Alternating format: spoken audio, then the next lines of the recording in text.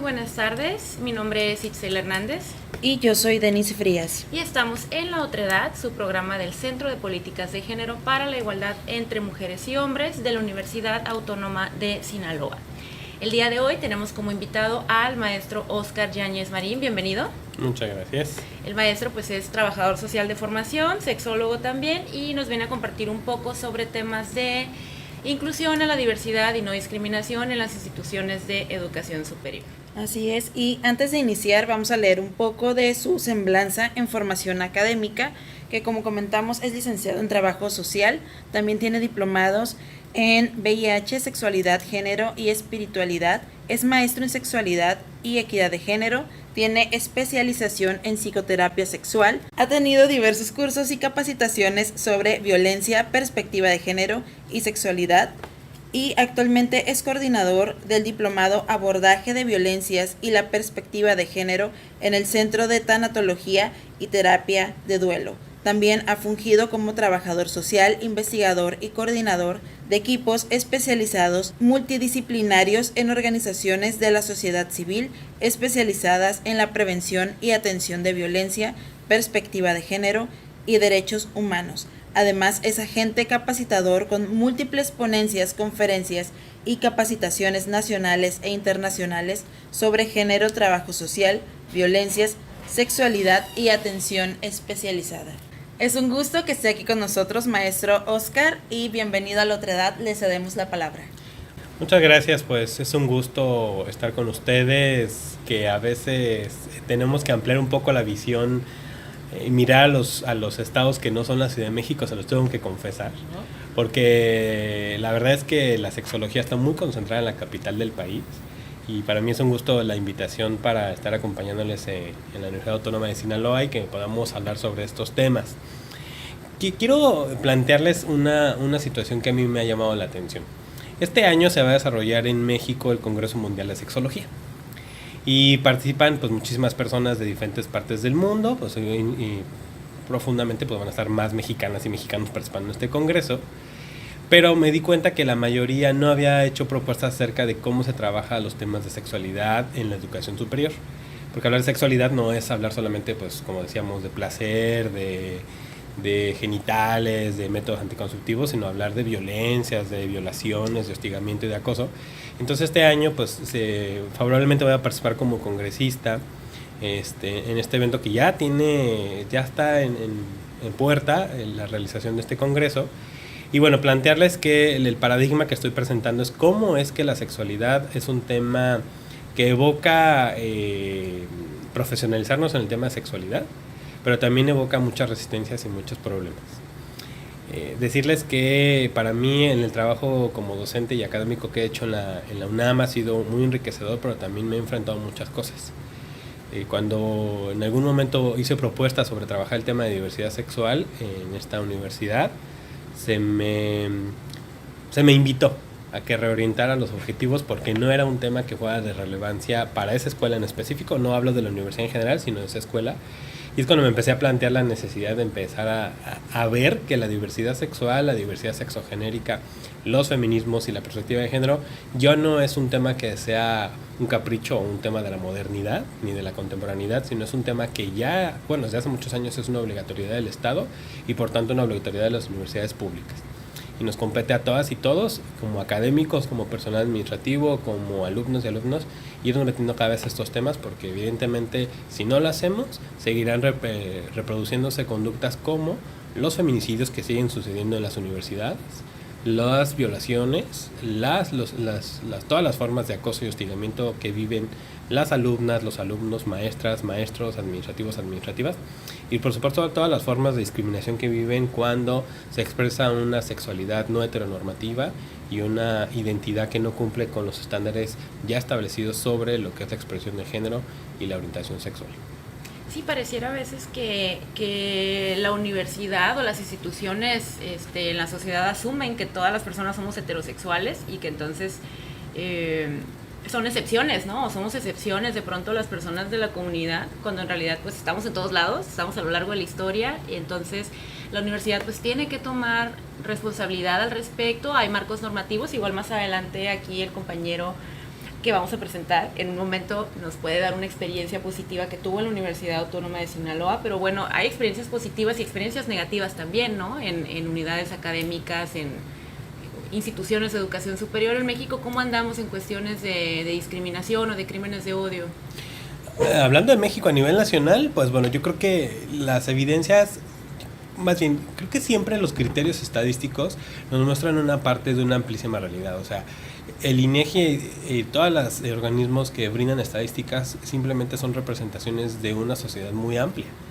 Es decir, cuando los organismos de estadística como el INEGI quieren hacer una encuesta sobre discriminación, agarran un grupo específico en ciertas poblaciones muy específicas y por supuesto que van a salir ciertos resultados, pero nunca puede haber una estadística tan compleja como para evidenciar toda la pluralidad de la mexicanidad que existe. Yo diría que hace 3 días estuve participando en un conversatorio y me decían que si a la comunidad de la diversidad sexogenérica había algo que les enraizara o que les hiciera sentir un sentido de pertenencia o de identidad entre ellas y ellos, y ellas, ¿no?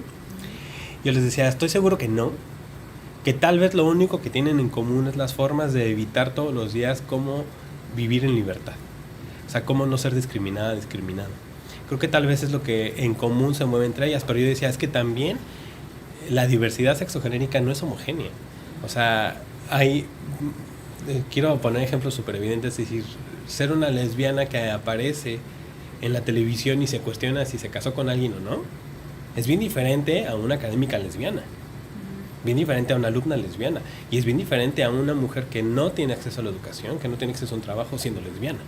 Entonces creo que no hay una homogeneidad en ese ámbito y eso nos deriva entonces que pues México siga destacando como los países más violentos, más discriminatorios y con los índices más altos de crímenes de odio, ¿no? Es increíble que pensemos que en la actualidad las mujeres trans no tienen una esperanza de vida tan amplia como las personas cisgénero y que no nos preocupemos sobre estas formas. ¿Por qué? Porque cuando se hace el trabajo de identificación, prevención, sanción y atención de los feminicidios, siguen sin aparecer los transfeminicidios.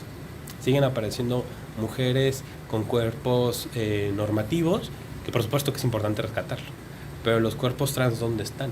Que atraviesan por esta categoría de género también en el asesinato de estos cuerpos. Sí, hablando de las universidades, ¿qué tan complicado o fácil podría ser crear esa conciencia de, por ejemplo, si yo siento que encajo en este patrón de la mayoría, que soy heterosexual y que tengo ciertas características, que me identifico con mi género, ¿por qué está esta tendencia a que, como yo estoy dentro de la norma, yo no me meto o no me involucro en esos temas de diversidad? Y digo, solamente a estas personas les toca hablar de diversidad y yo no me involucro en nada que tenga que ver. Lo que pasa es que estos temas, hablar de temas como feminismos, diversidad sexogenérica, derechos sexuales, reproductivos, incluso la misma vida, creo que son temas que no solamente atraviesan lo académico, sino lo personal. Y entonces la libertad de cátedra creo que es sobre el ejercicio de la docencia, más no sobre una imposición de un pensamiento.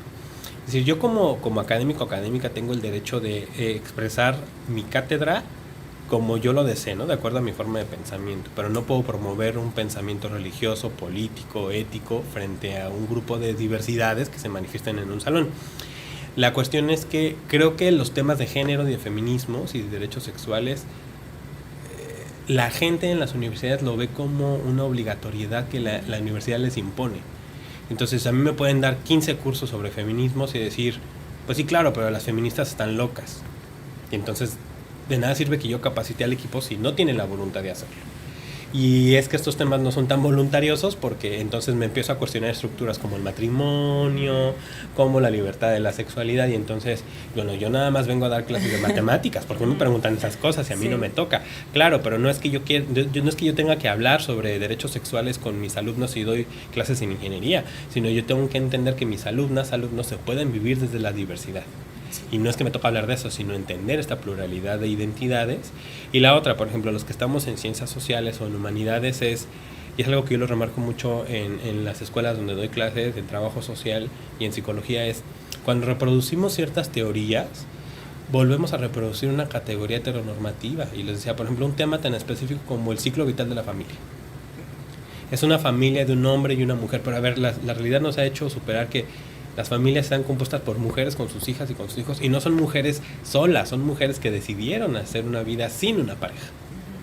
Que el ciclo vital no aplica para parejas del mismo sexo, que no aplica para personas que no tienen hijos.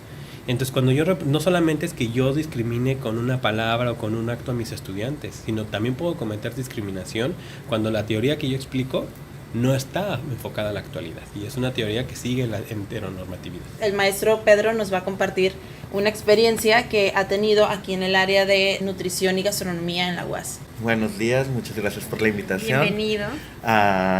Es muy interesante, como lo decía el maestro, que las autoridades y en el día a día vamos a ir representando la diversidad, o podemos irla denigrando también, o excluyendo a la diversidad de nuestro actuar. Aquí en la Facultad de Ciencias de la Nutrición y Gastronomía, nosotros hemos estado muy al pendiente de estos temas, para seguir con los enfoques que tiene nuestro señor rector. El año pasado ya habíamos hablado aquí en La Otredad de que hicimos una reforma a un artículo de un reglamento escolar donde se hacía distinción de vestimenta por género. Los hombres se tenían que vestir de cierta manera o cumplir ciertos requisitos, las mujeres otros, y eso se eliminó el año pasado. En la actualidad estamos trabajando en una reforma también de los reglamentos escolares, en las cual estamos haciendo que la redacción sea en un género neutro. Si nosotros empezamos con pequeñas acciones, empezar a impactar en el inconsciente del alumno, porque es un reglamento que él debe de conocer, que él maneja y sigue el día a día, ¿no? Entonces, empezando con estas pequeñas acciones, pues nosotros estamos tratando de apoyar a visibilizar a esta diversidad, ¿no? Aparte, pues es una facultad que es muy abierta a la diversidad sexual. Vemos docentes que somos parte de la comunidad gay, hay alumnos que son parte de la comunidad LGBT. El empezar desde un nicho de una facultad puede ser un movimiento que pueda ir fluyendo al resto de nuestra universidad. Sí, maestro Oscar Yáñez, no sé si puede ofrecernos una comparativa sobre la UNAM, donde usted está, sobre este tipo de prácticas y bases que se están haciendo en la universidad, o también sugerencias para seguir adoptando este tipo de diversidades sexuales, que incluso comentaba que hay más de 100 tipos de combinaciones distintas. Claro, mira, aquí creo que sí es bien diferente el ser académico al ser administrativo, al tener un cargo de dirección, al ser rector, ¿no? Y aquí lo pongo porque creo que la academia tiene injerencia sobre la parte del alumnado, pero no sobre las cuestiones administrativas. Y creo que eso es bien importante porque tenemos que decirlo, a veces sabemos docentes que estamos muy metidos en el tema, pero que se queda dentro de las aulas, y que el posicionamiento político ya no puede trascender por los intereses de las universidades. Y no solamente me refiero a las universidades públicas, también participo en 2 universidades privadas, ¿no? Y también son temas que ha costado mucho trabajo posicionar, mucho trabajo, experiencias ya de 9 años, y apenas este año me están dejando meter los temas en una universidad privada, y esta la echarle bien duro porque hay disciplinas que son duras, ¿no? Duras de abrir los temas, entre ellos la psicología, por ejemplo, ha sido un tema bien duro, aunque parecería que sería como más sencillo, ¿no? Aparentemente no, porque empieza a reestructurar los cuestionamientos de, entonces las personas asexuales son reprimidos y reprimidas. No, entonces es como cuestionarles las teorías que están súper casadas y casadas con ellos. Yo lo que les propondría aquí sería 2 cosas. La primera es no invisibilizar que sí existe el tema de hostigamiento y acoso sexual en la universidad, pero no solamente contra las mujeres, que es un tema importantísimo y tal vez el más amplio, pero sí hay un tema de vinculación sobre el acoso, que no es tratar de tener un encuentro íntimo forzado contigo, sino exponer tu sexualidad en el aula o en los pasillos. Es decir, que si un alumno es gay, entonces yo diga, bueno, el compañero es gay, que él nos cuente su experiencia. Eso es crear un espacio en el que yo estoy evidenciando que el alumno es gay. Y lo vulneran, ¿no? Claro, porque quien tiene que hacer distinción si es gay o no es el propio alumno, no el maestro ni sus compañeras. Entonces creo que reconocer como universidad esto, porque creo que no es una cuestión que sea de una falta de política efectiva de la universidad, de las universidades, sino es una cuestión que tienen que atravesar al fin y al cabo mis alumnas y mis alumnos son personas que conviven en otros espacios. y ese sistema de representaciones sociales se va a arrojar en mi universidad, qué mecanismos tengo que hacer de denuncia y también mecanismos de reglamento que tengo. No puedo evidenciar que evidentemente no nos va a suceder, pero sí tengo que prevenir situaciones que pueden suceder. La otra es, pues sí, transversalizar que el paquete de capacitaciones del nuevo personal administrativo y docente tendría que traer no solamente una inducción a lo que es la universidad y cómo dar tus clases, sino qué reglamentos hay que tengo que cumplir. Y no solamente creo que en el tema de horarios, cumplimiento de asistencia, sino es qué pasa si yo me presento o tengo ciertos alumnos o alumnas o maestras que presenten ciertas características, ¿no? Entonces creo que ya no es el tema de género y de sexualidad y de feminismos una opción. Creo que ya tendría que ser una obligatoriedad de todas las universidades públicas y privadas, meterlas como parte de su proceso de capacitación, de selección de personal. Y por último, creo que también tendría la cuestión de que al fin las universidades, aunque son entes académicos, entes educativos, también forman un posicionamiento político. Entonces, que una universidad pública no se pronuncie sobre ciertos temas, nos refleja también la austeridad sobre ciertas opiniones, y creo que al final la academia tiene que estar unido con los movimientos sociales, con las empresas, con la marcha de a pie, ¿no? Hablamos, por ejemplo, de los feminismos. Habrá feminismos que sean desde la academia y son válidos, pero los feminismos de la academia, si no se apoyan de los feminismos que están en la calle, pues vaya, se van desdibujando entre ellas y ellos. Y eso es lo importante, que veamos que la academia es parte importante de la vida, del impulso político del país. Teníamos, por ejemplo, acá un ejemplo de buenas prácticas, pero pues la experiencia es que no fue fácil, ¿no? No. Hay resistencia, no hay resistencia, hay apoyo, no hay apoyo, se mueve. Sí, pues cuando hicimos el primer cambio que les comentaba del año pasado, hubo docentes que demostraron como que una cierta antipatía a este cambio. Decían que estábamos relajando la formación de un licenciado en gastronomía, porque este reglamento estaba más orientado hacia la licenciatura en gastronomía. En este momento se hizo por una alumna que estaba en su transición de género. Cuando entra a nuestra universidad ya estaba en esta transición y nos lo hace saber a nosotros como autoridades, y pues que también había ciertas personas que le pedían que portara el cabello corto porque estaba en el reglamento.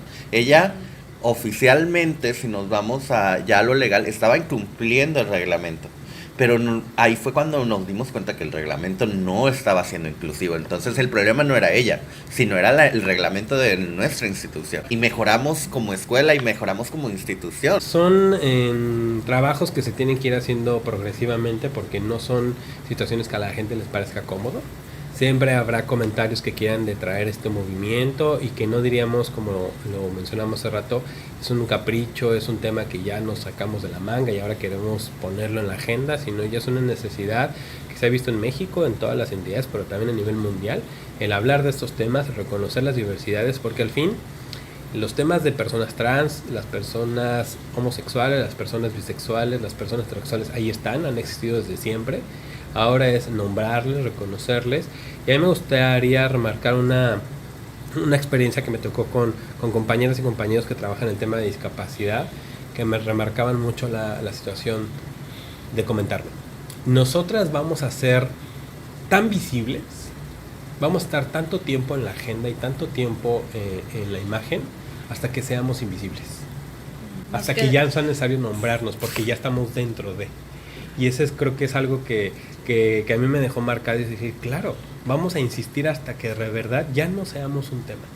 Y eso es algo que se ha hecho en el trabajo con mujeres, es decir, el tema de mujeres desearíamos que dejaran de existir instituciones que atienden violencia, pero mientras siga existiendo habrá más y más y más. Creo que la docencia es un ejercicio en el que podemos ir abriendo estos espacios de discusión, estos espacios de investigación, por supuesto también, que no solamente es el discurso, sino empezar a arrastrar el lápiz, empezar a arrastrar estas investigaciones.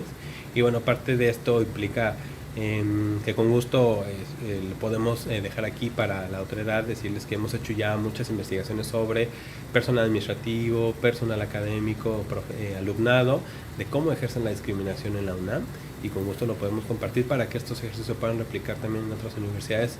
Este tipo de investigaciones se compartan y que nos evidencien cosas que tenemos que retomar y ponerlos ya en la agenda de las instituciones.